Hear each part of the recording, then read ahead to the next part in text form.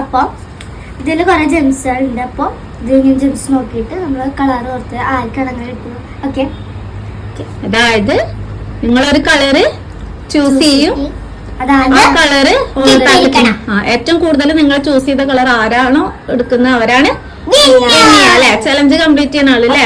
എന്റെ colour blue. ഏതാ? Red, green. Okay, അപ്പൊ സെറ്റ്. ഇന്ത്യയിൽ ഒരു ഗ്രീൻ പോലെ ഇല്ല. What is man?